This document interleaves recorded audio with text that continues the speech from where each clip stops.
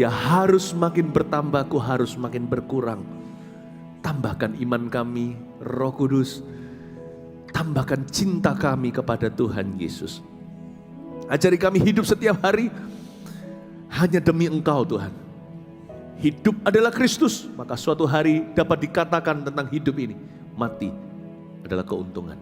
Terima kasih Tuhan, urapi kami seperti Maria, duduk di bawah kakimu mendengar suaramu. Dalam nama Yesus, haleluya, amin. Puji Tuhan, kasih tepuk tangan untuk Tuhan sekali lagi.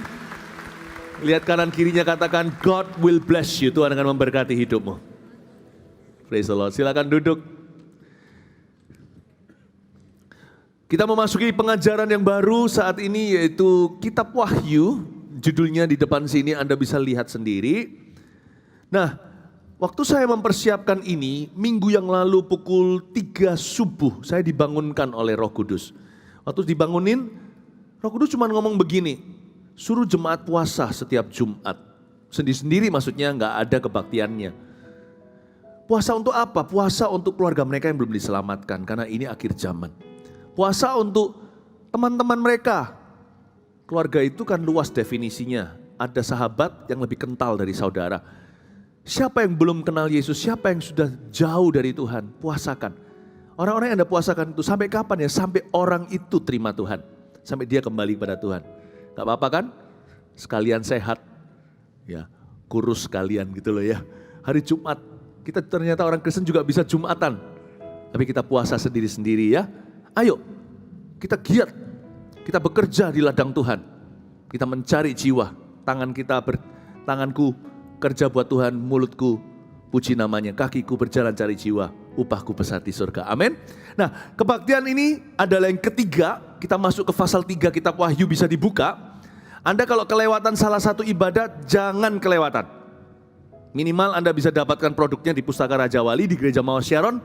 Anda bisa mengikuti seri ini dan ibadah berikutnya juga, kalau bisa tetap menyaksikan live streamingnya atau tetap bersama dengan kita di sini. Saya mau welcome juga di ibadah ini GMS Pontianak masih bersama dengan kita, kasih tepuk tangan untuk mereka. Welcome home.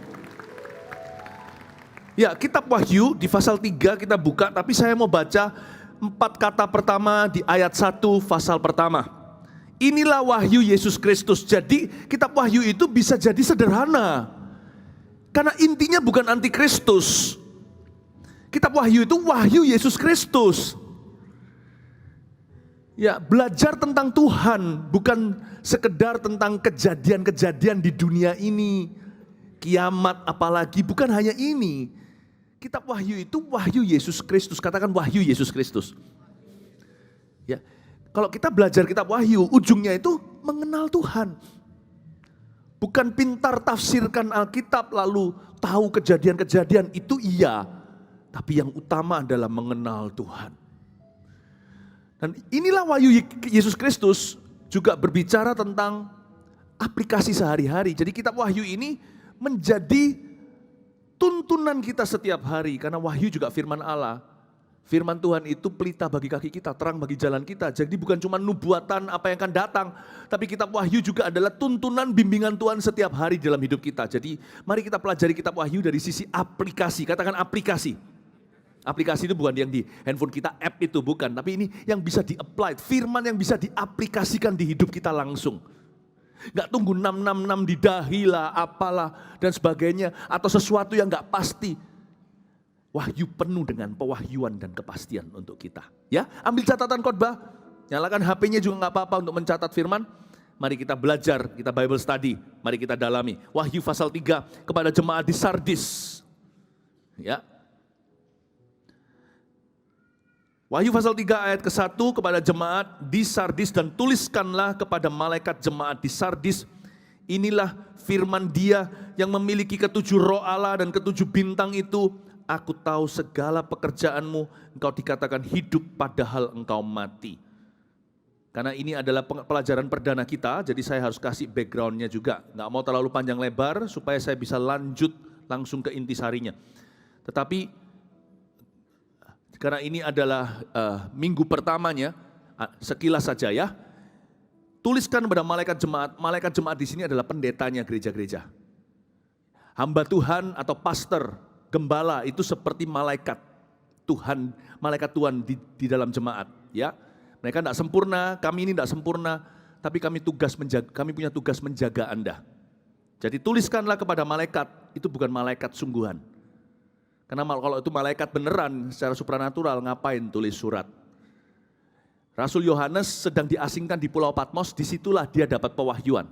Wahyu Yesus Kristus dan kejadian-kejadian di dunia ini di akhir zaman. Nanti next kita ketemu, saya akan jabarkan event-eventnya. Sebelum antikristus, waktu antikristus, sesudah antikristus, apa aja yang disebut dengan kedatangan Tuhan. Nanti saya akan ajarkan, tapi mari fokus hati kita kepada Tuhan, untuk mengenal Tuhan. Dan mari kita tangkap aplikasi-aplikasi yang kita bisa pakai dalam kehidupan sehari-hari. Hidup di akhir zaman ini dimulai dengan hidup sehari demi sehari. Hiduplah hari ini seolah-olah hari terakhir Anda hidup. Hiduplah setiap hari, karena setiap hari adalah hari Tuhan, bukan hanya hari Minggu saja ketika kita beribadah. Worship is every day. Karena itu maksimalkan hidup setiap hari. Karena setiap hari berharga. Katakan setiap hari berharga. Katakan kanan kiri ya, setiap hari berharga. Ya. Nah, Sardis adalah sebuah kota yang sangat kaya. Jadi jemaat di Sardis itu seperti jemaat di Beverly Hills. Rumahnya gede-gede tuh. Nggak perlu ke Amerika, kita juga bisa lihat YouTube ya kan. Atau kita bisa lihat foto-foto siapa. Itu gede-gede, besar-besar, nggak ada rumah murah. Jemaat Sardis itu didirikan oleh siapa saya nggak tahu. Siapa yang merintisnya, pokoknya ada gereja Tuhan di sana. Dan gereja Tuhan ini tentunya isinya banyak orang kaya yang diselamatkan. Meskipun tidak mudah untuk orang kaya masuk kerajaan sorga, lebih gampang unta masuk lubang jarum. Tapi Tuhan tetap menyelamatkan orang-orang kaya yang mencari keselamatan. Yusuf Arimatea contohnya, dan sebagainya. Orang-orang berpengaruh seperti Nikodemus, ada banyak sekali. Lydia dari Tiatira, ya kan, pengusaha industri kain ungu yang sangat mahal sekali zaman itu. Jadi kita melihat ada orang-orang yang berada, yang diselamatkan Tuhan. Tapi Sardis ini gereja di Beverly Hills. Ya, orang-orangnya semuanya prosper atau makmur-makmur. Ya. Nah, Tuhan menulis surat lewat Yohanes disampaikan kepada pendeta gembala Sardis untuk disampaikan ke jemaatnya. Dan Tuhan memperkenalkan dirinya yang memiliki ketujuh roh Allah, bukan berarti Roh Kudus ada 7. Tapi Roh Kudus itu begitu kaya. 7 itu angka sempurna. Ya, jangan superstisi. Nggak ada angka apes, itu nggak ada. Kalau kita naik lift gitu ya, lantai 13 jadi 14. 12 langsung lompat 14. Itu mau nipu siapa? Semua orang juga tahu kalau dihitung dari bawah itu angka 13, itu lantai 13. Jadi nggak ada yang namanya angka apes, angka beruntung, nggak ada. Cuman di sini ada sebuah ilustrasi bahwa Roh Kudus digambarkan sebagai sempurna, karena orang Yahudi menganggap angka 7 itu angka perfect.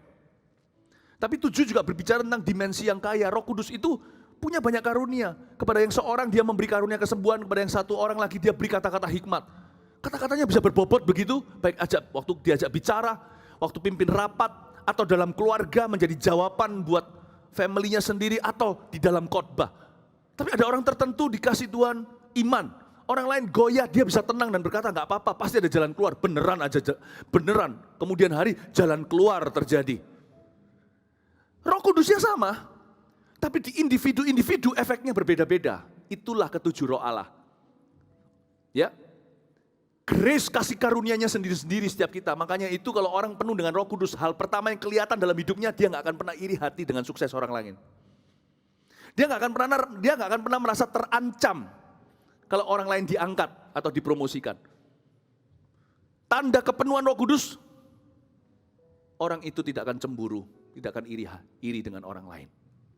Ya. Dan kalau Tuhan memakai dia juga tidak super bangga, dia tahu bahwa dia hanyalah alat saja. Nah, ketujuh roh Allah itu maksudnya Roh Kudus itu bekerjanya beda-beda meskipun hanya satu pribadi. Karena itu Bapak Ibu Saudara, mintalah Roh Kudus bekerja di dalam kehidupan Anda. Ya, jangan tiru-tiru orang lain, masing-masing punya berkatnya sendiri.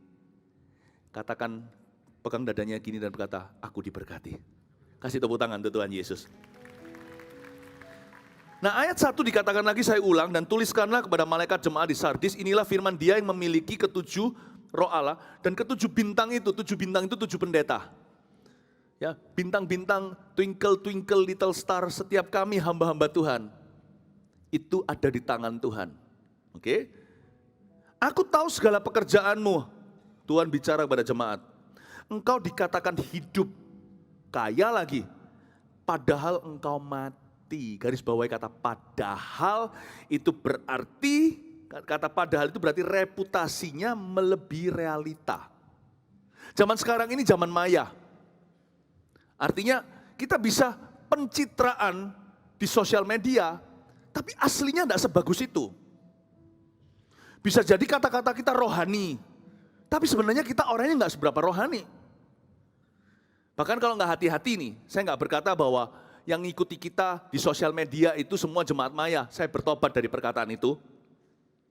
Karena hari-hari ini Tuhan tunjukkan, ada orang yang bertobat terima Tuhan karena nyaksikan YouTube kami.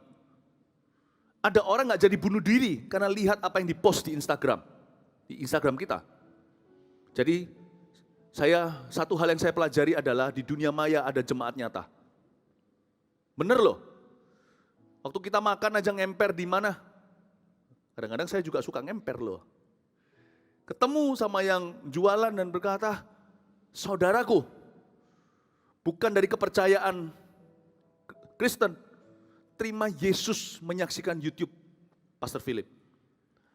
Menyaksikan ibadah Gereja Mawar Sharon diubah. So I believe that God can work through media. Tuhan bisa bekerja lewat media. Zaman dulu ada sapu tangan Paulus, bahkan bukan teknologi. Terbuat dari kain dan kertas saja bisa dipakai oleh Allah. Apalagi yang dirancang dengan pikiran yang brilian. I believe that. Karena itu jangan sembarang posting. Ada orang yang suka posting contohnya di profil WhatsApp-nya. Apa itu namanya profil ya yang bisa. Lalu kata-kata yang mengeluh. Dasar gitu aja kok. Kata-katanya cuma gini, kira-kira. Ini saya buat-buat ya. Karena yang asli lebih berat. Dasar gitu aja marah-marah. Loh, kita kaget, lu ngomong sama siapa? Itu kan dia punya kontak ada 250. Dia marah paling cuma sama salah satu. Diposting di sana, dasar begitu aja marah-marah. Saya jadi pikir, lu ngomong sama siapa ini? Jangan gitu dong. Jangan gitu. Ya, saya ngerti. Kita enggak usah pencitraan. Tapi kita harus jadi berkat. Apapun yang kita posting harus blessing. Kalau enggak berguna, enggak usah. Kalau Anda merasa enggak puas dengan seseorang, ngomong aja gentleman kepada orang itu, ngapain pakai postingan? Pastikan jadi blessing. Namun demikian, ada pula di antara kita yang pura-pura jadi blessing, padahal hidup kita enggak punya blessing. Kalau yang gitu jangan Instagram, taruh dulu. Berlutut dulu di hadirat Allah, bereskan hidupmu. Kalau kita nggak hati-hati, kita akan tunjukkan sisi bagus kita. Padahal kita mati, kamu kira kamu hidup, kamu dikatakan hidup, banyak yang like, kamu dikatakan kaya, padahal kamu miskin, kamu bangkrut, kamu mati secara rohani. Ya kan? Ada orang-orang tertentu, kalau segala kebetulan, please tidak ada kesengajaan, oke? Ya. Nah, firman itu bermata dua, mata yang satu tujuan adalah tugas saya, memberitakan apa adanya. Mata dua kalau ada yang kesindir itu Roh Kudus bukan saya. Kadang-kadang kita juga sama pernikahan, kita tunjukkan sisi, nggak semua ya, jadi jangan sampai anti romantis. Kita tunjukkan sisi yang super gimana, padahal di rumah gegeran terus. Nggak tentu loh, nggak tentu. Engkau dikatakan hidup padahal engkau mati, reputasimu melebihi realitamu. Itulah sebabnya penting postingan. Lebih penting adalah hidup sesungguhnya di dalam Tuhan. Dari situlah semua ini diberkati. Bapak Ibu Saudara, don't be too busy begini. Lebih busy lah, hidupi. Begini sekali-kali. Lebih busy lah untuk kehidupan yang nyata. Itulah bahan materi sesungguhnya. Di sini loh Tuhan tegur padahal belum zaman Instagraman. TikTok apalagi, belum masanya.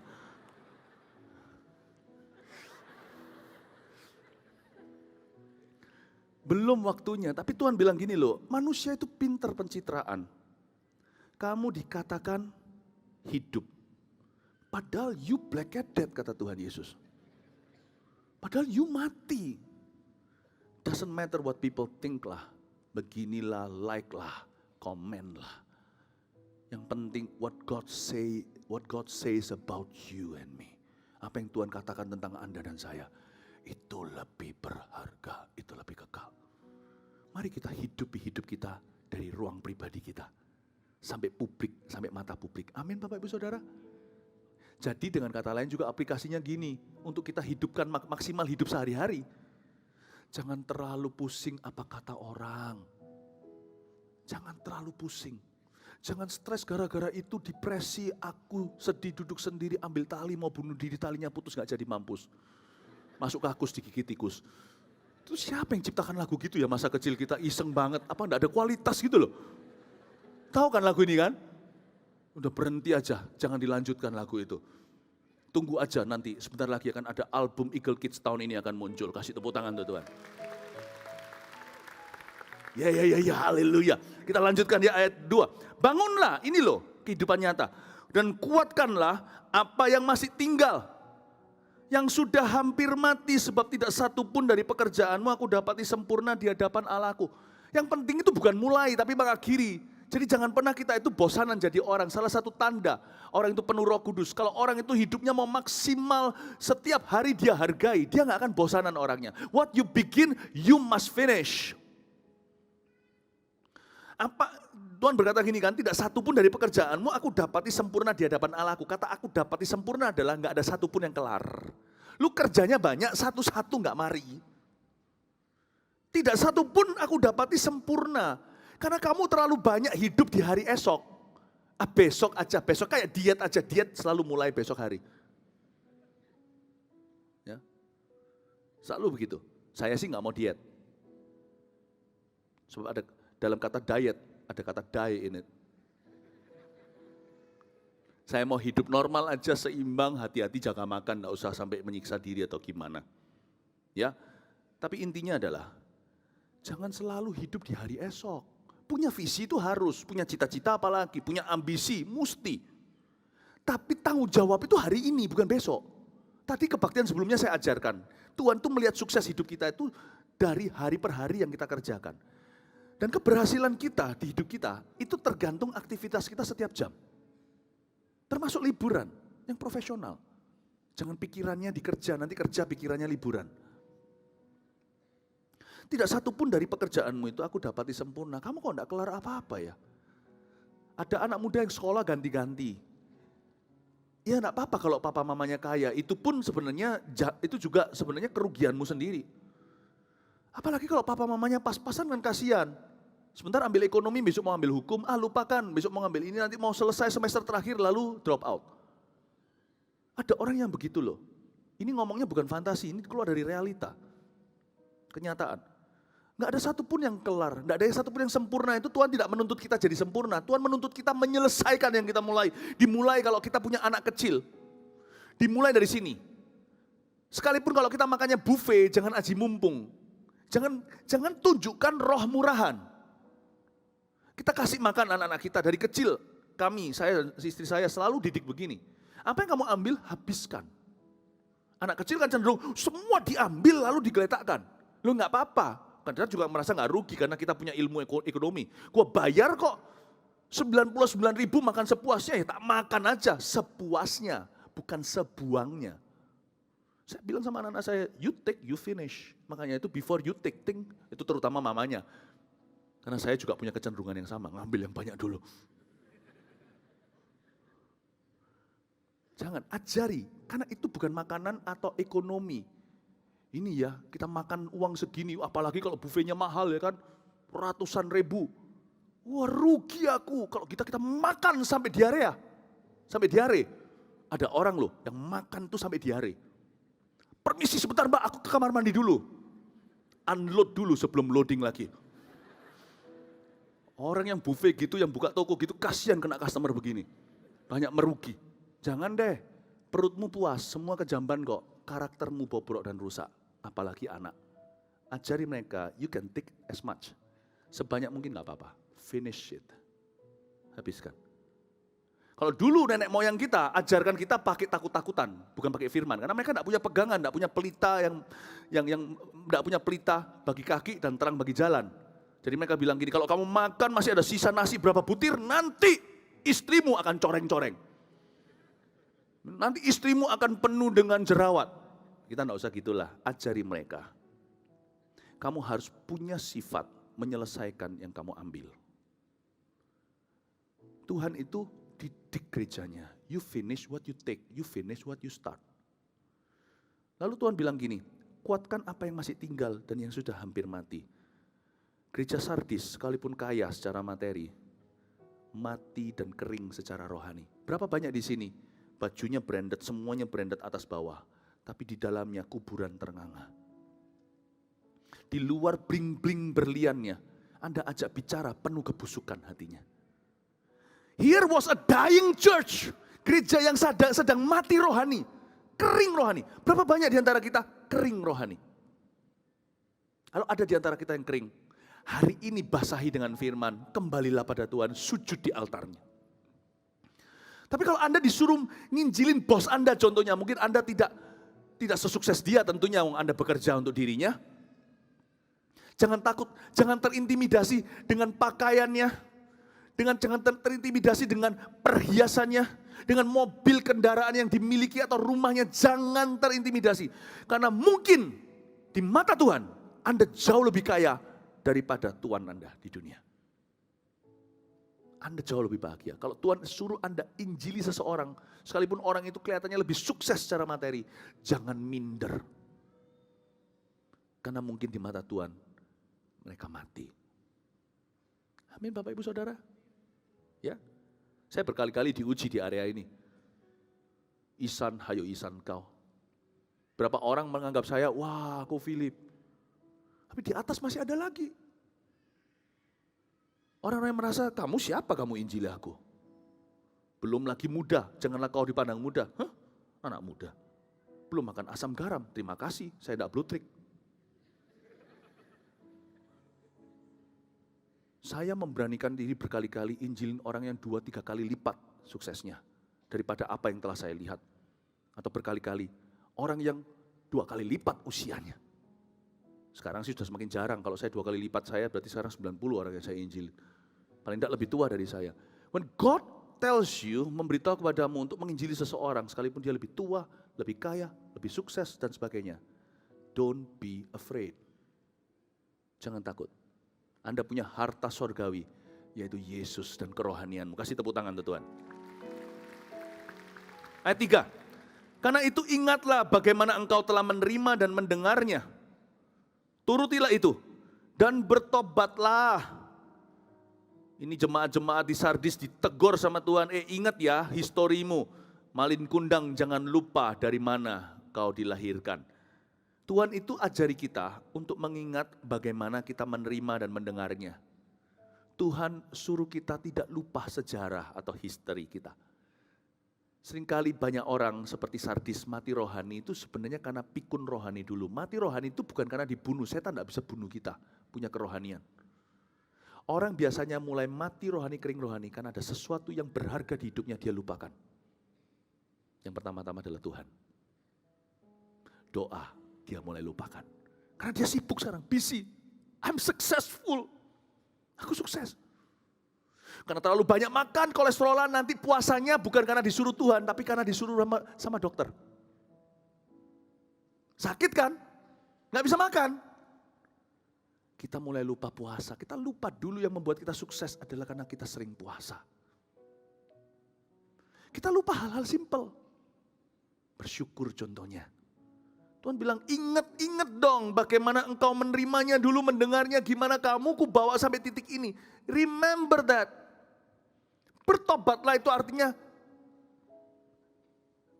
kembalikan hal-hal itu di hidupmu. Karena jikalau engkau tidak berjaga-jaga, aku akan datang seperti pencuri. Dan kau tidak tahu pada waktu manakah aku tiba-tiba datang kepadamu. Katakan berjaga-jaga. Kematian rohani bukan dimulai karena seseorang itu kena musibah. Musibah malapetaka tidak bisa membunuh rohani kita. Orang itu mati atau kering rohani dimulai karena dia tidak menjaga apa yang berharga di hidupnya. Atau apa yang lebih berharga, atau apa yang paling berharga. Dia mulai tidak menjaga persekutuannya dengan Tuhan. Mulai tidak jaga. Ya kan? Ke gereja juga mulai asal-asalan. Dulu cari Tuhan, tapi seperti Sardis, setelah dia diberkati, dia merasa gereja hanyalah rutinitas saja. Jemaat di situ tuh pakai begitu. Mereka menjadikan itu rutinitas. Nah, ayat 4. Tetapi di Sardis ada beberapa orang yang tidak mencemarkan pakaiannya.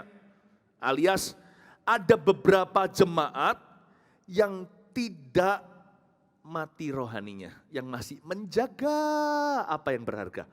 Mereka akan berjalan dengan aku dalam pakaian putih karena mereka adalah layak untuk itu. Barang siapa menang, ia akan dikenakan pakaian putih yang demikian. Aku tidak akan menghapus namanya dari kitab kehidupan, melainkan aku akan mengakui namanya di hadapan Bapakku dan di hadapan para malaikatnya. Ayat 4. Tetapi di Sardis ada beberapa orang yang tidak mencemarkan pakaiannya. Ternyata Tuhan itu melihat jemaat. Dan Tuhan itu asyir yang paling jitu. Kita loh gembala, asyir, kita bisa kira-kira ingat kafling dan blok-bloknya. Saya tahu ada orang tertentu wajah familiar yang selalu ada di baris sini.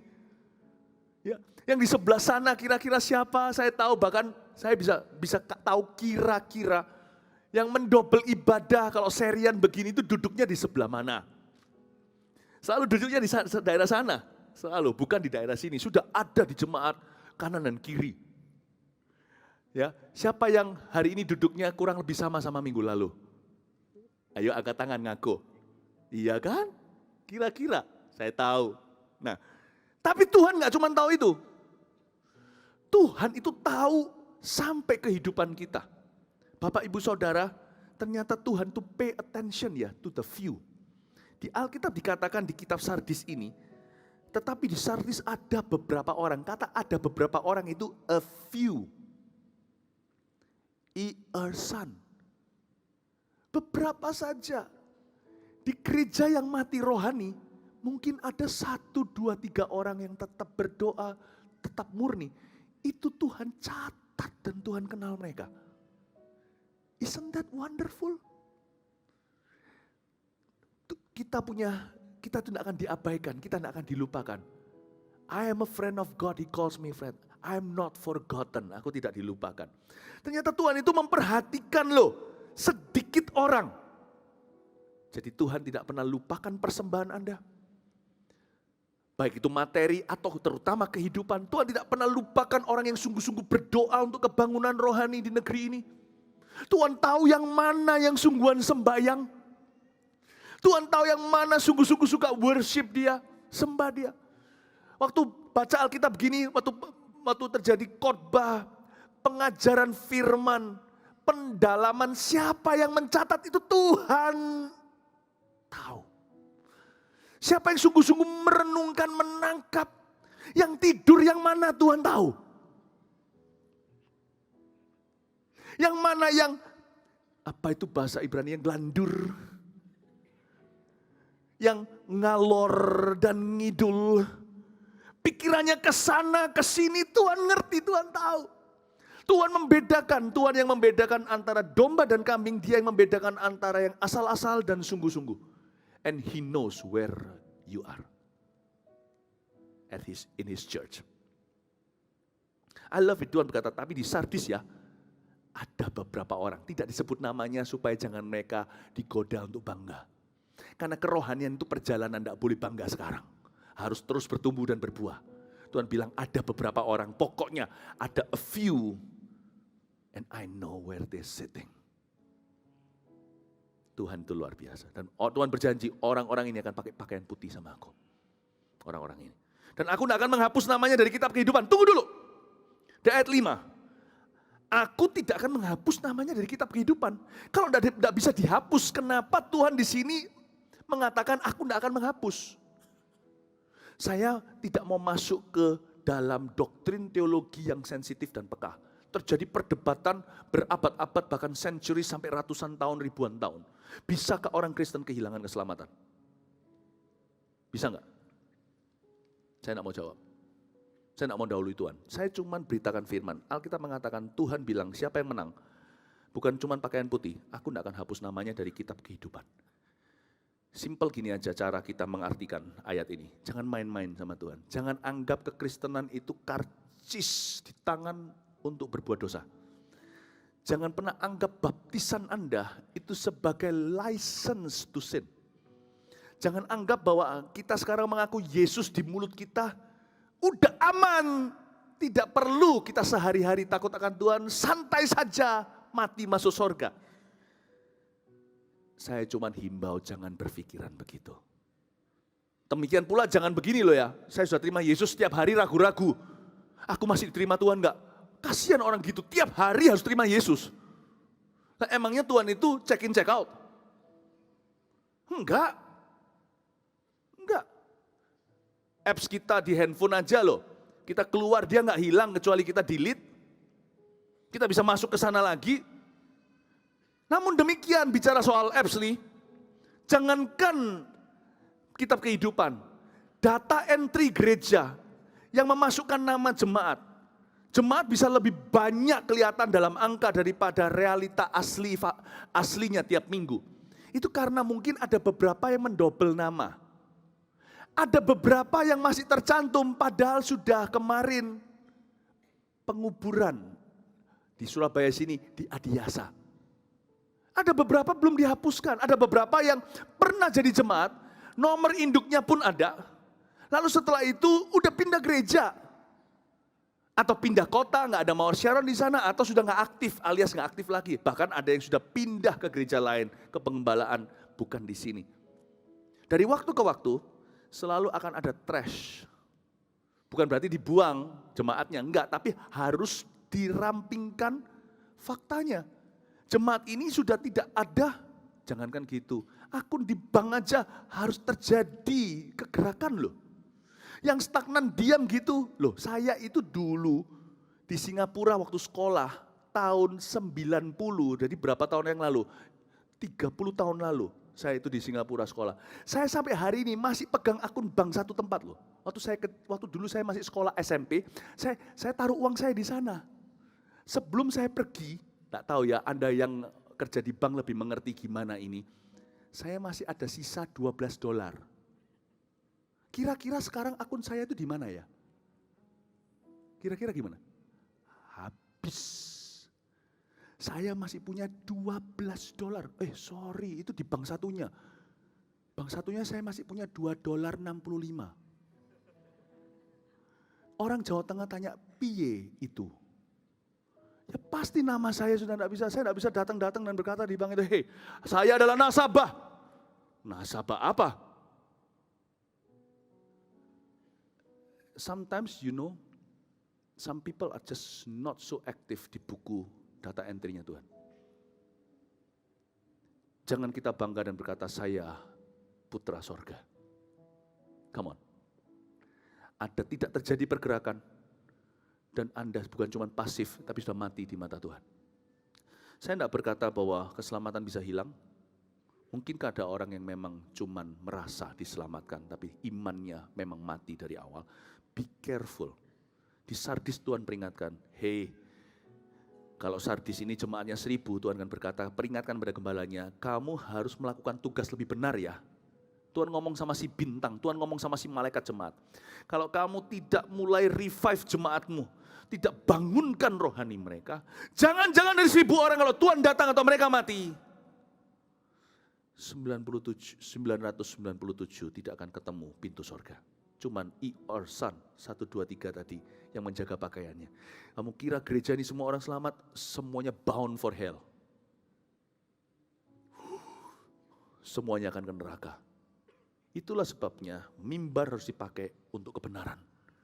Terus memberi terang, menerangi dengan pelita sorgawi yaitu firman Allah. Gereja di Sardis bisa berakhir sadis jikalau mereka tidak bertobat. Amin Bapak Ibu Saudara.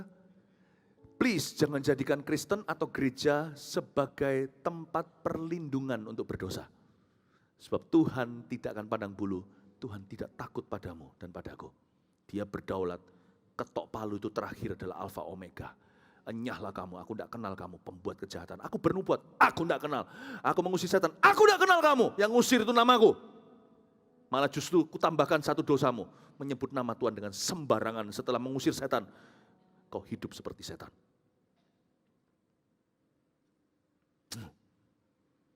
Tuhan yang ketok palu terakhir dan berkata, baik sekali hambaku, Iosan ini, 1, 2, 3. Masuklah dalam sukacita Bapakku. Terimalah pahalamu. Saya mau yang itu. Saya mau masuk ke sorga. Sebelum masuk ke sorga Tuhan berkata sama saya, well done, bukan medium rare hambaku. Masak tenan.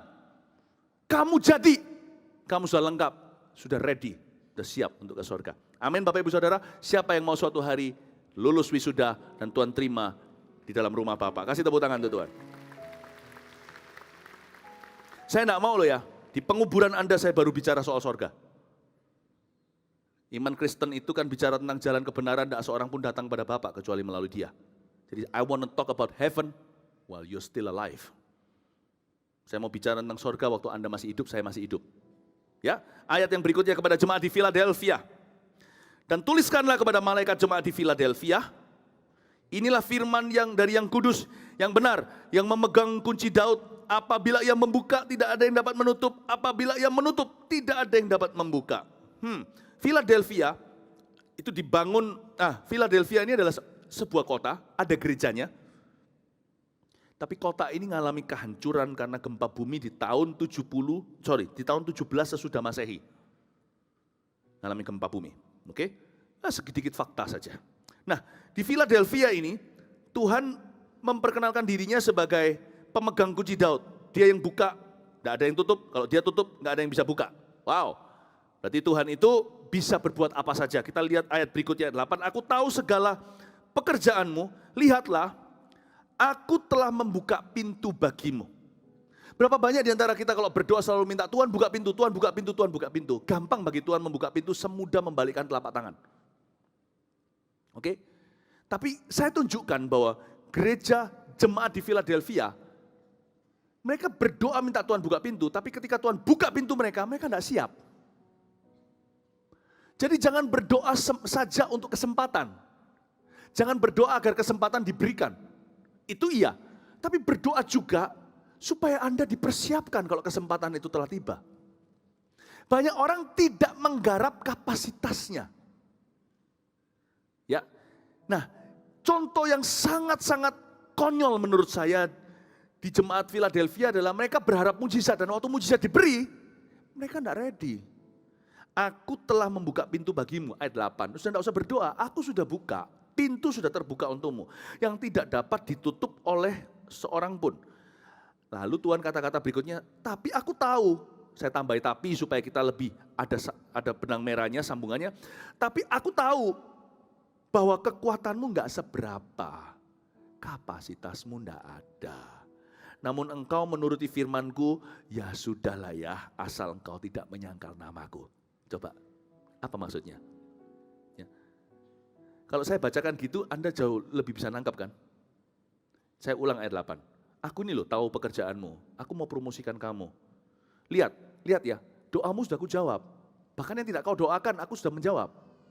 Aku sudah buka pintu bagimu, itu penginjilan kayak pekerjaan, promosi, kesempatan, olimpik di sana, buka lahan baru, apapun itu. Lihat, aku sudah buka pintu loh bagimu. Dia mau datang untuk memberkati jemaat Philadelphia. Dia datang untuk memberkati gerejanya, sehingga gerejanya bisa berkembang, gerejanya bisa nambah ruang, gerejanya bisa mengalami peningkatan jemaat untuk mengelola talenta yang ada.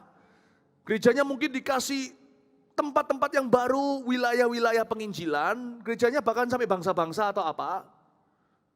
Tuhan buka untuk gerejanya. Waktu Tuhan bawa gerejanya untuk lebih besar, untuk lebih jauh jangkauannya, mereka nggak mau belajar bahasa Inggris.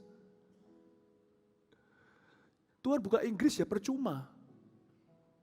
Gitu loh contohnya. Tuhan bilang sama satu hamba, Tuhan aku buka pintu bangsa-bangsa untukmu.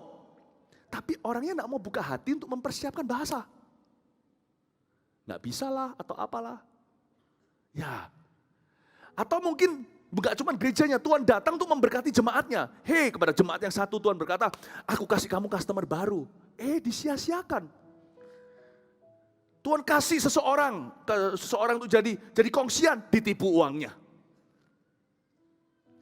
Tuhan kasih, ini kesempatan loh, aku kasih kesempatan. Ini ada kesempatan yang luar biasa. Ya, ini sah. Bukan orang yang cari kesempatan dalam kesempitan, yang suka dengan pekerjaan yang ilegal, aji mumpung gitu, enggak. Ini aku kasih buka pintu untuk kamu. Kamu bisa ketemu dengan orang yang tepat. Baik itu swasta atau pemerintahan dan sebagainya. Janjian, enggak bisa bangun, kelewatan, kesiangan. Tuhan buka, Tuhan datang ke jemaat. Kasih dia promosi, tiba-tiba dikasih tawaran beasiswa. Tapi main game terus, lupa untuk isi registrasi dan aplikasinya. Lalu jatuh tempo interviewnya dengan sekolah tertentu. Dia nggak siap sama sekali. Akhirnya ditolak, padahal dia yang dikasih tawaran dulu. Temennya yang dapat. Tuhan datang ke tempat ini. Selain kasih beasiswa ke luar negeri atau apa. Ada juga yang mau dikasih jodoh. Sama Tuhan Yesus. Aku datang loh, sudah buka pintu loh. Tapi sudah buka pintu seperti itu, dia nggak pernah bisa move on. Masih pikirkan mantan. Ya, bukan cuma mantan, mungkin juga toko di barang mantan. Saya bukan endorse movie, saya nggak tahu itu bagus enggak. Ya, jadi kayak gitu, terus mikir gitu, terus orang itu kan suka punya yang dia nggak miliki. Setelah selesai yang ini pun jadi mantan, maka dia akan rindukan mantan yang ini yang dulu sudah jadi kadaluarsa. Orang yang tidak pernah hidup in the now, selalu mikirkan setelah melayang baru dia cari dengan segenap hati. Saya tidak berkata begini, yang belum dapat jodoh selalu kehilangan karena Anda sia-siakan kesempatan. Ada beberapa orang yang memang Tuhan belum buka pintu. Be happy dengan itu. Jadilah single dan happy dulu. Tapi ada orang juga yang memang sia-siakan kesempatan. Kalau saya baca sekali lagi, aku tahu segala pekerjaanmu, lihatlah. Aku sudah buka pintu bagimu. Lihat, kalau orang Surabaya, lihat rek gitu. Kayak ada sedikit dipukul di belakang kepalanya seperti ini. Dipok atau diketok kepalanya. Tok. Lihat, aku telah membuka pintu untukmu. Yang tidak bisa ditutup oleh orang lain. Tapi kamu, aku tahu. Ya, aku tahu bahwa kekuatanmu tidak seberapa. Ya sudahlah, yang penting kamu nurut sama firmanku dan kamu tidak menyangkal namaku. Ini seperti gini loh, aku dibuka pintu, tapi kamu tidak bangun kapasitasmu. Kamu maunya terima mentahan dari aku, tidak mau bekerja sama dengan saya. Maunya kalau bisa mujizat-mujizat saja, tapi dalam persiapan tekun untuk belajar, untuk riset, untuk berbenah diri itu kamu tidak mau libatkan aku. Kalau kamu libatkan aku kan aku kasih kamu kesabaran, ketekunan. Tapi aku tidak bisa belajar untuk kamu, kata Roh Kudus pada kita. Kamu yang harus belajar. Jangan harapkan Tuhan yang serve the internet for you. Tapi aku akan tuntun jari jemarimu. Matamu nanti akan melihat di kalimat mana, di bagian mana. Nanti mungkin yang ini atau yang itu yang berhasil, yang jauh lebih cocok untuk dirimu. Aku akan tuntun. Kamu tidak mau kerja sama sih sama aku. Kamu maunya semuanya aku yang melakukan untukmu. Aku kan sudah buka pintu. Aku sedia. Kalau sudah buka pintu aku tidak akan tanggung. Aku bersedia, kata Roh Kudus, untuk bersama denganmu, kerjasama memastikan pintu terbuka, berguna, dan akhirnya jadi berkat besar di hidupmu. Tapi enggak, sampai pintu terbuka sudah kamu berhenti berdoa. Pintu terengah-engah lalu berkata, oke Tuhan, mana? Tidak mau berusaha, tidak mau bayar harganya. Tapi Tuhan berkata gini, Tuhan enggak marah, ya sudah itu pilihanmu nak. Lalu dia berkata seperti ini, aku toh sudah buka pintu, tapi ya sudahlah, aku enggak maksa. Bahasa Surabaya, ya wis, gak apa-apa. Anda bisa dengar gak kata-kata Tuhan? Ya sudah, gak apa-apa. Yang penting kamu nurut sama firmanku. Yang penting secara prinsipnya kamu baik-baik kok. Kamu gak menyangkal nama aku. Ya sudah, gak apa-apa. Semua ini Tuhan, dari Tuhan untuk Tuhan kepada Tuhan. Saya gak bisa berkata semua kesempatan yang Tuhan beri itu karena saya hebat maka saya bisa raih segalanya. Tidak. Kesempatan Tuhan beri, pintu dibuka. Tapi saya tahu, saya melibatkan Tuhan dalam semua prosesnya. Jadi ujungnya kalau saya mencapai sesuatu, Saya berkata dari ujung sampai ujung, dari buka pintu sampai persiapannya, itu Tuhan seluruhnya. Cuman buka pintu saya tidak campur tangan, bem, terbuka. Mana pernah kesempatan-kesempatan hebat diberikan dalam hidup kita itu karena perencanaan. Berapa banyak di antara kita ketemu, entah itu pasangan, entah itu pekerjaan, entah itu kesempatan dalam hidup saya, contohnya sampai ke bangsa-bangsa, saya tidak pernah usahakan. Tiba-tiba pintu terbuka gitu aja. Sungguhan. Tapi yang memang itu Tuhan dari awal, tapi Tuhan sendirian. Dia buka pintu. Tapi dalam prosesnya Tuhan tidak sendirian, Tuhan bekerja sama dengan saya. Jadi ujungnya jangan pernah berbangga dan berkata, karena aku Tuhan cuma buka pintu. No. Tuhan buka pintu. Tuhan persiapan. Tuhan yang dapat kemuliaan, bukan dirimu. Kasih tepuk tangan untuk Tuhan. Oh, belajar sungguh-sungguh. Saya firman gini ngajar dalam profesi saya belajar loh. Saya bisa khotbah seperti ini contoh sekarang bukan berarti bagus. Tapi kuasai materi. Sebelum saya ajari Anda, saya ajari diri sendiri. Saya belajar sungguh-sungguh. I did my preparation. Cuman saya tidak mempersiapkan khotbah dengan cara yang sama seperti orang lain dengan catatan. Saya mempersiapkannya dengan banyak renungan. Tadi sebelum kesini saja, untuk masuk Instagram nanti, atau masuk ke sosial media, saya harus edit quote-quote yang diambil dari khotbah saya nggak nyanggupin. Tim yang kasih saya tadi, saya berkata, tidak bisa, pikiran saya masih penuh untuk ibadah nanti pukul 1, sebentar lagi ini waktu Indonesia bagian Barat di sini. Nah Isa, saya belum bisa, saya ngomong sama tim, no, I cannot do. Nanti tunggu selesai ibadah terakhir, saya baru akan edit itu. Anda pulang, saya kerja, pulang dari sini selesai, saya di depan HP saya, quote saya. Masukkan nanti, supaya yang nanti menikmati bukan cuma jemaat Mawar Sharon, tapi lebih luas. Itu semua Tuhan. Tapi saya bekerja sama. A lot of preparation. Amin. Makanya ada ayat yang berkata begini, bukan the hockey will stand before kings. Ayat itu tidak berkata yang mereka yang cakap dalam pekerjaannya, bukan mereka yang hoki yang akan berdiri di hadapan raja-raja. Tapi mereka yang cakap dalam pekerjaannya. Kata cakap itu persiapan tak terhingga. Kembangkan kapasitas, kau akan mengembang ke kanan ke kiri. Bukan pekerjaanmu, kau yang mengembang. Kembang ke kanan ke kiri. Keturunanmu memperoleh bangsa-bangsa. It's hard work. Amin Bapak Ibu Saudara? Ya. Nah, Tuhan berkata, ya wis lah, aduh gak enak ya kan. Kita lanjut lagi sekarang ayat 9. Lihatlah, beberapa orang dari jemaah iblis, yaitu mereka yang menyebut dirinya orang Yahudi, tapi yang sebenarnya tidak demikian melainkan berdusta, akan kuserahkan kepadamu. Sesungguhnya aku akan menyuruh mereka datang dan tersungkur di depan kakimu dan mengaku bahwa aku mengasihi engkau. Tuhan menyebut di ayat 9 ada orang-orang yang disebutnya sebagai jemaah iblis, ini bukan satanis. Zaman itu belum ada gereja setan. Gereja setan baru ada muncul secara sah 1900 sekian. Tapi setan sudah ada sejak Adam dan Hawa, bahkan sebelumnya. Jemaah iblis di sini artinya ada dua. Satu adalah orang-orang yang memang menyembah yang bukan Allah. Atau mereka menyembah Allah, mereka menyembah apa yang salah. Tapi sekalipun arti kedua adalah mereka menyembah Allah yang benar, tapi caranya salah. Mereka jemaah iblis. Tuhan menyebut orang-orang yang punya motivasi yang salah itu jemaah setan. Bayangin, berapa banyak orang Kristen yang satanis. Anda akan ngeri tahu bahwa ada orang tertentu tetap di dalam gereja. Nafsunya setan. Dia tidak akan tanggung untuk bunuh karaktermu. Berapa banyak satanis di dalam rumah Tuhan. Mereka jemaah iblis. Tuhan berkata, aku tahu yang mana yang jahat. Makanya itu setiap hari kita datang ke hadirat Tuhan, jadikan aku jemaatmu, bukan jemaat iblis. Jadikan aku jemaatmu.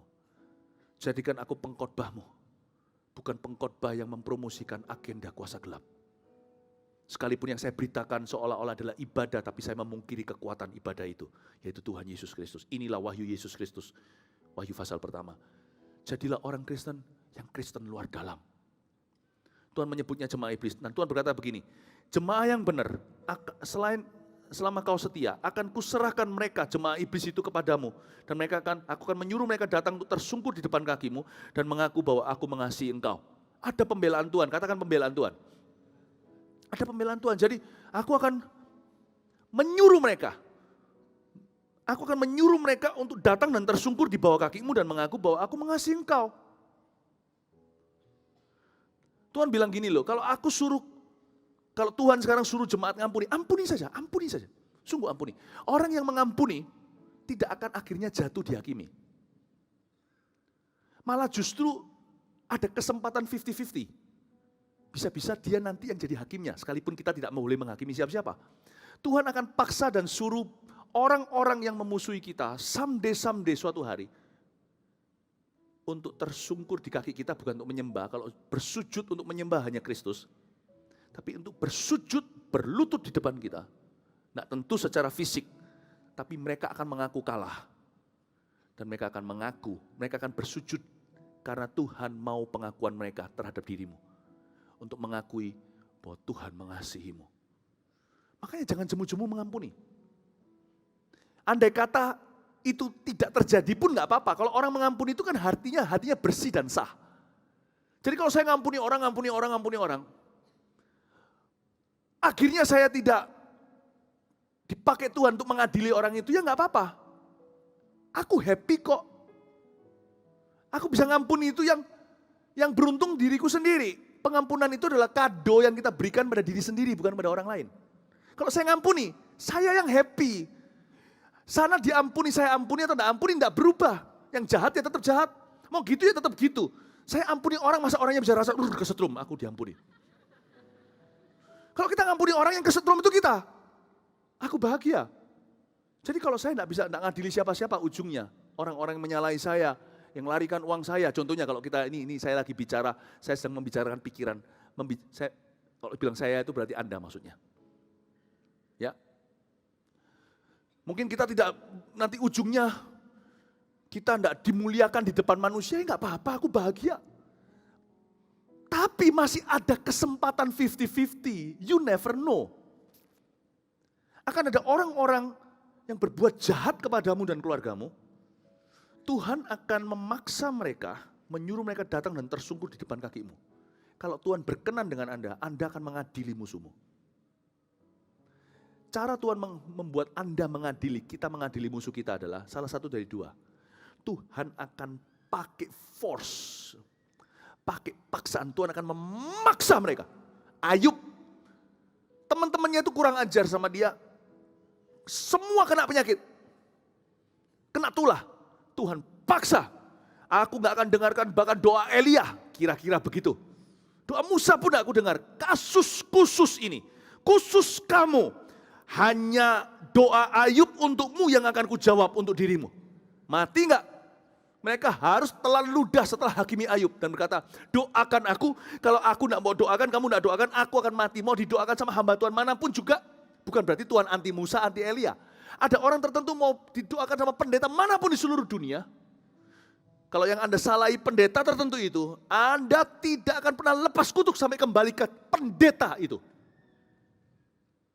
Saya kasih contohnya kalau ini dalam dunia pendeta.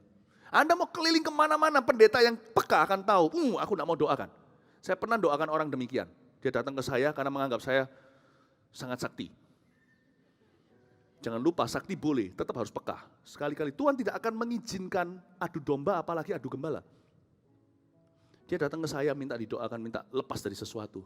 Waktu saya doa, Tuhan bilang, kamu jangan doakan orang ini ya, ini bukan porsimu. Mana pernah orang doa disuruh nggak boleh doa. Terus saya bilang sama dia, kenapa Tuhan tidak boleh saya doakan kamu, ada apa? Terus dia diam, tidak mau. Ada sesuatu kan? Doa ini, kamu hanya bisa kembali ke gembalamu. Ini bukan jemaat. Doa ini, kamu hanya bisa kembali ke pendeta tertentu itu. Kamu salahi seseorang ini. Kamu salahi mati ini. Saya mau merengek di depan Tuhan pun Tuhan akan bilang, aku akan luputkan Philip anakku ini daripada berbenturan antar gembala. I think you should stay out. Saya stay out. Untung, tapi jemaat pendeta yang nggak peka. Apalagi kalau motivasi salah kan happy, merasa tersanjung, merasa penting, rasanya wow. Dia nggak ngerti, orang ini berurusan pribadi sama Tuhan. Saya bilang kamu ke sana dulu, baru ke sini tak doakan.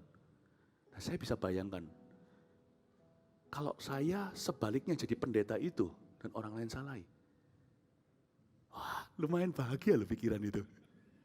Tapi saya tidak berani mikir nanti salah hatinya. Get it? Paham ini? Nah ini kan pendeta. Anda juga sama, ada orang tertentu, keluarganya turun-temurun, tidak akan lepas kutuk sampai minta maaf sama Anda. Sampai kembalikan sesuatu uang. Anda akan dikembalikan, uang dibuat lari. Tapi orang itu tidak akan bisa lari dari Tuhan. Anda sudah lupa orang itu. Orang itu, Tuhan akan lupa orang itu. Anda lupa orang itu, Tuhan akan lupa orang itu. Jadi 50-50 lah, setia saja. Jadi Tuhan bisa paksa, atau Tuhan bisa lembutkan hati mereka. Mereka datang dengan menangis dan berkata, kamu benar. Tidak pakai kutuk segala enggak, tapi mereka akan mengaku bahwa Anda disayang sama Tuhan. Hati mereka akan luluh. Berapa banyak orang yang dulu menentang Anda, tapi karena Anda berkenan kepadanya, musuh orang itu pun didamaikan dengan dia. Karena Anda berkenan, tiba-tiba orang-orang itu luluh dan berkata, yes you're right. Jadi please, Tuhan bilang sama gereja di Philadelphia, nggak usah worry. Urusanmu itu sama aku, kata Tuhan. Aku yang harus kamu takuti. Kalau Tuhan suruh memberi, memberi. Kalau Tuhan suruh mengampuni, mengampuni. Kalau Tuhan suruh bersyukur, bersyukur. Jangan lari. Amin Bapak Ibu. Ya, kita lihat ayat berikutnya. Karena engkau menuruti firmanku untuk tekun menantikan aku, maka aku pun akan melindungi engkau dari hari pencobaan yang akan datang atas seluruh dunia. Untuk mencobai mereka yang diam di bumi. Aku datang segera. Peganglah apa yang ada padamu. Tadi kan saya katakan setia saja. Supaya tidak seorang pun mengambil mahkotamu. Itu loh, mahkotamu itu janji Tuhan. Mahkota ini juga bicara tentang honors. Atau kehormatan yang Allah reservasi RSVP untuk keluarga-keluarga, untuk orang-orang Kristen tertentu, untuk setiap kita masing-masing beda. Atau privileges, atau hak keistimewaan setiap kita punya. Ya kan? Jangan sampai orang ambil mahkotamu. Jangan sampai kamu kepancing dengan dunia.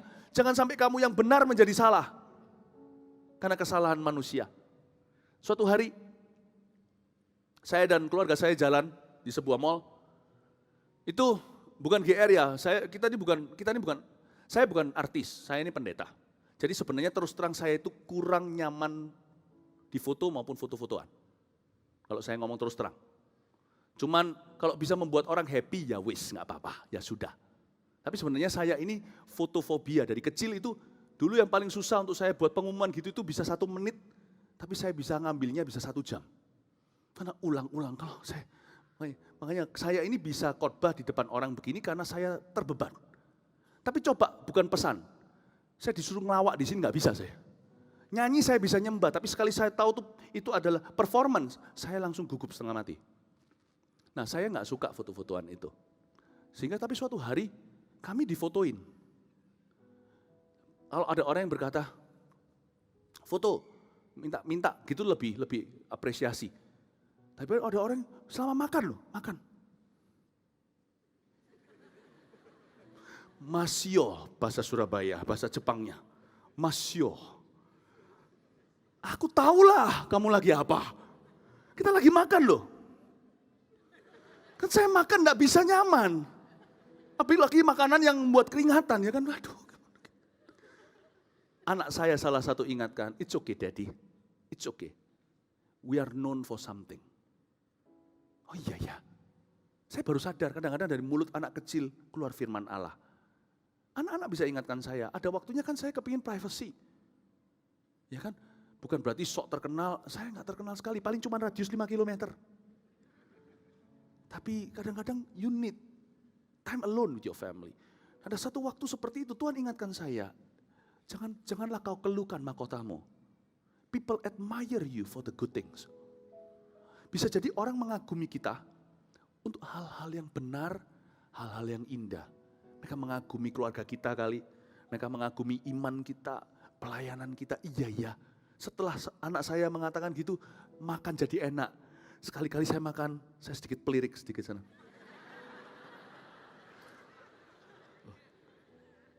It's okay.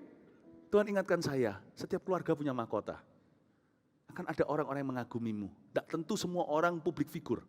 Tapi akan ada orang-orang, ponakan Anda mungkin sangat admire dengan Anda. Ada orang tertentu yang sangat mendengarkan Anda. Pertahankan mahkota itu ya. Jangan jatuh, jangan mati rohani ya. Karena kalau itu hilang, baru kita kerasa loh, kita kangen masa-masa itu. Ya kan? Daripada orang foto ini loh nih, penjahat nomor 1 koruptor ini. Oh iya, I think we should be happy dengan mahkota kita. Pegang mahkotanya. Amin Bapak Ibu Saudara. Barang siapa menang, tapi nanti lain kali kalau ketemu saya, nggak apa-apa ya. Nanti kalau malu saya yang minta foto sama Anda. Barang siapa menang, ia akan kujadikan soko guru di dalam bait suci Allahku, dan ia tidak akan keluar dari situ, dan padanya akan kutuliskan nama Allahku, nama kota Allahku, yaitu Yerusalem baru, yang turun dari sorga, dari Allahku, dan namaku yang baru. Siapa bertelinga, hendaklah ia mendengarkan apa yang dikatakan Roh kepada jemaat-jemaat. Soko guru, katakan soko guru. Barang siapa menang, ia akan kujadikan soko guru, katakan soko guru. Dari mahkota ke soko guru maksudnya apa? Dari hak istimewa, honors given, atau kehormatan, kekaguman yang diberikan kepada Anda. Dan itu Tuhan tidak cemburu loh, merasa Anda curi kemuliaan. Enggak, itu pun bagian dari kemuliaan Tuhan. Dari mahkota Anda akan menjadi soko guru. Tuhan berjanji hidup bagi Kristus, mati keuntungan. Itu artinya waktu mati kita tinggalkan wangi. Pernah enggak ada orang berkata, ih ada setan. Ini masih ada arwahnya di sini. Ada wangi bunga. Ngeri. Ngeri. Oh, enggak usah ngeri. Orang kalau hidupnya benar, matinya wangi. Nah, bukan mati bunga. Bukan wangi bunga maksudnya. Harusnya kita jadi soko guru. Soko guru itu bukan guru atau sifu. Soko guru ini sangat tricky dalam bahasa Indonesianya. Kata soko guru ini artinya pilar. Anda akan punya legacy yang ditinggalkan. Sebuah warisan nama. Sebuah warisan kesaksian. Sebuah contoh. Sebuah teladan. Sebuah memori indah. Once upon a time, suatu hari dulu pernah ada seorang hidup. Dia adalah uncle kami. Dia adalah suamiku, dia adalah istriku. Dia adalah anak kami. Anak ya jangan sampai didahului anak yang mati ya. Dia adalah papa mama kami. Dia adalah guruku. Ada sebuah legacy. Tuhan berkata, kamu akan dapat upah di sorga dan wangi di dunia. Oh luar biasa, jangan mati rohani. Kembangkan kapasiti. Capai sesuatu dengan Kristus. Berapa ayat terakhir lalu selesai. Kepada jemaat di Laodikia, ini jemaat paling parah. Ini ketujuh, jemaat ketujuh. Ini gereja ketujuh. This is the worst church of the 7 churches. Ini adalah gereja yang paling buruk raportnya dari 7 gereja yang dinubuatkan. Oke, jangan belajar dari Laodikia. Oke, jadi jangan sampai kita jadi seperti ini. Dan tuliskan kepada malaikat jemaat di Laodikia. Nggak tahu siapa pendetanya ini layak dimarah. Karena gimana pun juga akan juga tanggung jawab hamba Tuhan. Inilah firman dari Amin. Saksi yang setia dan benar. Permulaan dari ciptaan Allah. Aku tahu segala pekerjaanmu. Engkau tidak dingin dan tidak panas. Ya. Engkau tidak dingin dan tidak panas. Alangkah baiknya jika engkau dingin atau panas. Jadi karena engkau suam-suam kuku dan tidak dingin atau panas, aku akan memuntahkan engkau dari mulutku. Karena engkau berkata, aku kaya. Ya tentu kaya, karena ini adalah dari semua gereja, termasuk yang Beverly Hills Sardis tadi, ini lebih kaya, karena ini kota terkaya dibanding yang lain. Di dalamnya ada industri banking, pabrik, wool. Zaman itu sudah ada yang begituan. Ya, tapi mereka ini mengalami masalah. Ayat 17 loh. Mereka itu berkata, aku kaya. Memang mereka kaya secara harta duniawi, tapi masalahnya adalah orang yang suka meninggikan diri, orang yang suka memuji dirinya sendiri, orang yang suka mengangkat dirinya sendiri. Karena dia berkata, aku kaya. Hati-hati dengan yang namanya high thoughts about yourself. Hati-hati dengan pemikiran yang lebih tinggi daripada takaran iman. Jangan terlalu muluk-muluk mikir dirimu. Kalau mau mikir diri sendiri, pikirlah sebagai orang yang masih belajar. Nikmati honors atau hormat yang diberikan kepadamu dengan tujuan yang jelas dan pasti. Tujuannya adalah memuliakan Kristus. Kalau begitu aku tidak keberatan, karena ini untuk Tuhan. Dan ini juga baik kan. Tapi jangan pernah berpikir diri sendiri sebagai somebody atau orang yang gimana begitu. Karena engkau berkata aku kaya, Tuhan keberatan.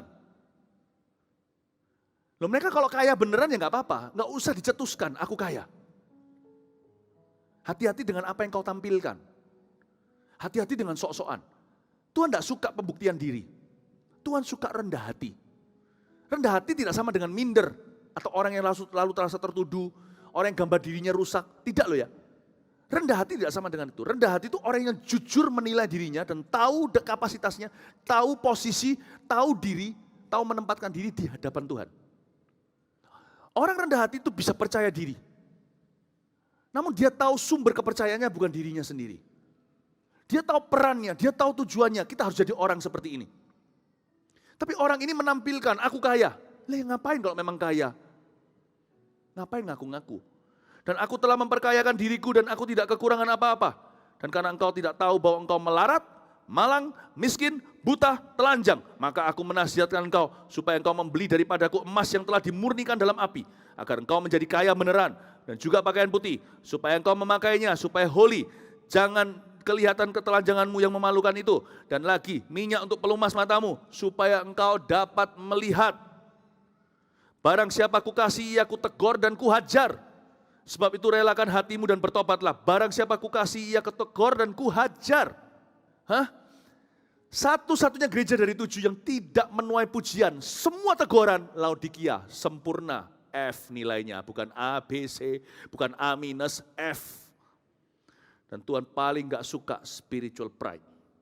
The worst kind of pride is spiritual pride. Lebih baik kita sombong itu, sombong untuk sesuatu yang duniawi itu masih mending di mata Tuhan daripada orang rohani sombong duniawi. Kesombongan yang paling busuk di hadapan Allah, yang baunya paling busuk adalah kesombongan rohani. Sebab orang rohani gak akan sombong, orang sombong gak bisa rohani. Kenapa ada kesombongan rohani?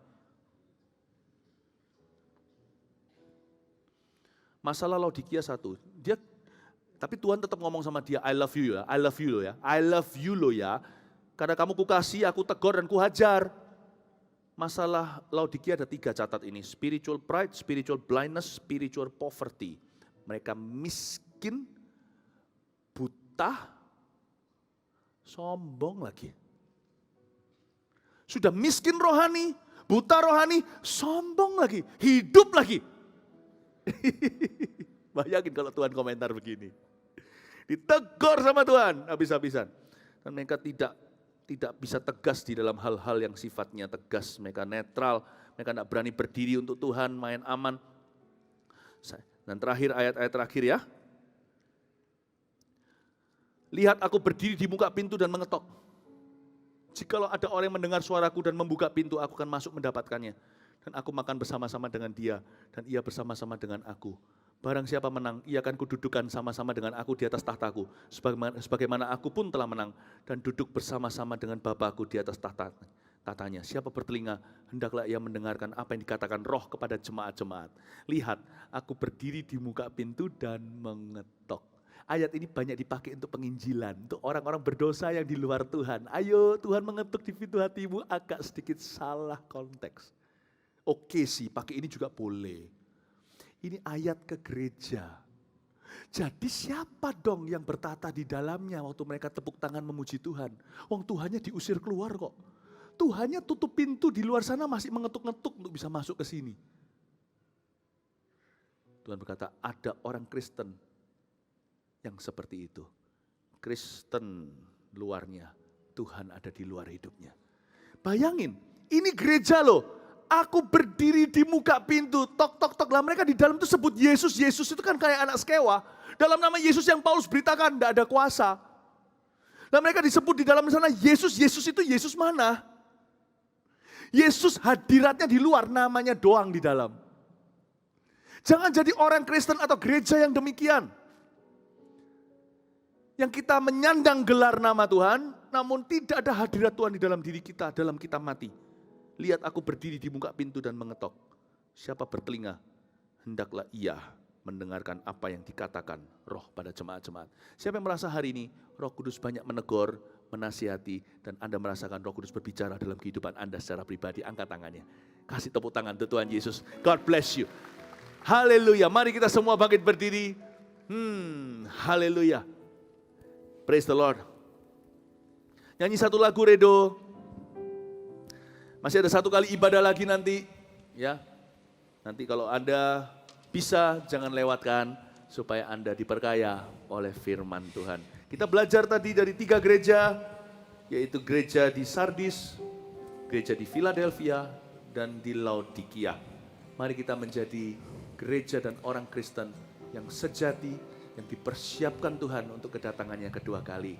Jesus loves you, and He will bless you mightily. Yes. Haleluya. Ya Allah, damai sejahtera, Amin. kuduskan aku seluruhnya, agar roh jiwa dan tubuhku terpelihara Ya Allah, sempurna. damai sejahtera. Ya Ya Allah, damai sejahtera. Kuduskan aku seluruhnya, agar roh, jiwa, dan tubuhku terpelihara sempurna. Hidup kudus, hidup kudus, dan tak bercacat di hadapanmu, mulia, suci pada kedatanganmu. Hosana, Hosana, datanglah Tuhan Yesus. Hosana, Hosana, ku merindukan. Mari kita nyanyikan komitmen ini. Komitmen ini ada dalam lagu ini. Sing with me. Ya Allah, damai sejahtera, kuduskan aku seluruhnya, agar roh, jiwa, dan tubuhku terpelihara sempurna. Ya Allah, damai sejahtera. Ya Allah, damai sejahtera, kuduskan aku seluruhnya, agar roh, jiwa, dan tubuhku terpelihara sempurna. Ini doa kami ya Tuhan. Hidup kudus dan tak bercacat di hadapanmu, mulia, suci pada kedatanganmu. Haleluya. Hosana, Hosana, datanglah Tuhan Yesus. Hosana, Hosana, ku merindu hidup kudus, hidup kudus, hidup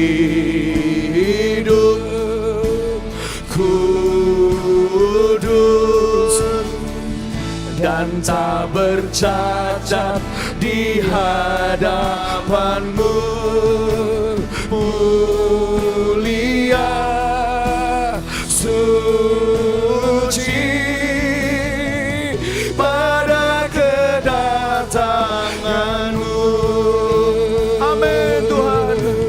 Hosana, Hosana, datanglah Tuhan Yesus. Hosana, Hosana, ku merindukanmu. Saya mau buka altar di depan sini untuk orang-orang yang belum terima Tuhan, belum dibaptis atau mundur dari Kristus. Kalau Anda tahu Roh Kudus bicara kepada Anda, hari ini Anda harus memutuskan untuk menerima Yesus sebagai Tuhan dan Juru Selamat secara pribadi. Anda tidak bisa ikut-ikutan. Hanya karena mungkin dari kecil Anda pernah ke gereja, bukan berarti otomatis Anda adalah anak Tuhan. Kalau Anda tidak memutuskan dari hatimu sendiri. Tempat di depan ini akan saya buka di penghujung ibadah ini. Dan orang-orang yang mundur dari Tuhan juga, kembalilah. Tanggalkan kesombongan. Kita tidak bisa hidup maksimal dalam rencana Tuhan kalau kita masih sombong, apalagi sombong secara rohani. Kita merasa kita tidak perlu Tuhan, kita bisa sendirian. Bapak Ibu Saudara, kalau ada orang-orang seperti itu, ini waktunya untuk kembali kepada Tuhan. Bawa barang pribadimu, majulah ke sini sekarang. Saya akan berdoa dengan Anda. Yang belum dibaptis juga nanti bisa ikut pelang itu setelah selesai doa berkat. Anda bisa dibaptiskan di sini, meskipun nanti sertifikatnya menyusul setelah mengikuti kelas. Tuhan mengasihimu, Tuhan cinta padamu. Ini akhir zaman, Tuhan ingin masuk dalam kehidupan sehari-harimu. Haleluya. Bapak Ibu yang akan maju sebentar lagi, kita kasih tepuk tangan untuk mereka dulu. Kita kasih semangat untuk mereka. Hidup kudus. Hidup Amin. Kudus. Majulah ke sini segera. dan tak bercacat di hadapanmu. Mulia, suci pada kedatanganmu. Hosana, lai. Hosana, Hosana. Kami tidak mau ketinggalan saat pengangkatan. Datanglah Tuhan Yesus. Siapkan mempelayamu. Hosana, Hosana. Ku Rindu hidup kudus. merindukanmu. Kami tidak mau ketinggalan saat pengangkatan ya Tuhan. Tuhan mengampuni dosamu. Jangan berdosa lagi. Pergi dan jangan berdosa. Damai sejahtera menyertai. Dan tak bercacat di hadapanmu. Mulia, suci pada kedatanganmu. Angkat tanganmu, katakan. Hosana, Hosana. Datanglah Tuhan Yesus. Hosana, Hosana. Ku merindu. Doakan langsung. Hosana, Hosana. Ju Yesus. Tuhan Yesus. Hosana, Hosana. Ku Hidup kudus.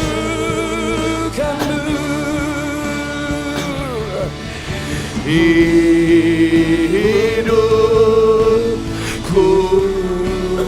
kudus dan tak bercacat di hadapanmu. Mulia, suci pada kedatanganmu. Hosana, Hosana. Datanglah Tuhan Yesus.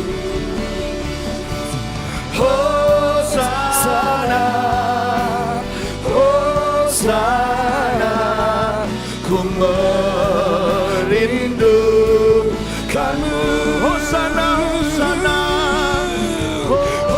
Hosana, Hosana. Datanglah Tuhan Yesus. Hosana, Hosana. Ku merindukanmu. Hosana, Hosana. Hosana.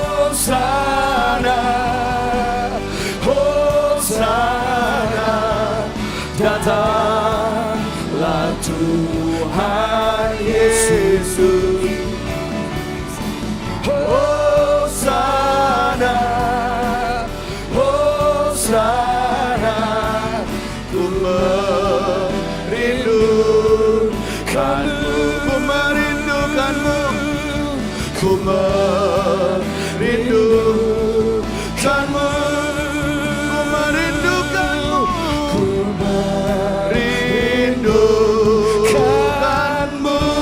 Haleluya. Mantraikan firman-Mu dengan kuasa Roh Kudus. Setiap kami akan hidup maksimal sehari-hari, setiap hari seolah-olah hari terakhir kami. Setiap saat kami ready jikalau Tuhan datang kembali. Sucikan, kuduskan domba-Mu, umat-Mu, gereja-Mu ya Tuhan. Mempelai wanita-Mu tanpa kerut cacat celah, Kau mandikan dengan firman dan hadirat Allah. Kami mau benar-benar ya Tuhan mulai hari ini hidup dalam rancangan-rancangan Bapa. Jemaat yang dikasihi Tuhan, mari angkat tangan menerima berkat dari Bapa-Mu yang di sorga. Dari Juru Selamat, Raja dan Tuhanmu, Yesus Kristus yang sejati. Immanuel beserta denganmu, Roh Kudus mengurapi tiap hari. Memberkati pekerjaan, keluar masukmu, rumah tanggamu, studi masa depanmu. Dari sekarang sampai Maranatha, Yesus datanglah. Dalam nama Yesus, amin. Jesus loves you. God bless you. So thank you for visiting the channel, and if you like the videos, don't forget to like, subscribe, and do comments. So I hope to see you guys soon. Be good, be kind, and be blessed. See ya.